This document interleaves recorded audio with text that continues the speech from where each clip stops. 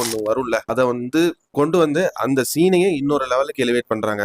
And இந்த எபிசோட்ல தேர் comes த reference, ஒரு காமிக்கை வந்து ரெஃபர் பண்ணியிருக்காங்க. அந்த காமிக்ல வர கேரக்டரை பத்தி ஒரு டீகோடிங் ஈஸ்டர் எக் என்ன வேணா சொல்லிக்கலாம்.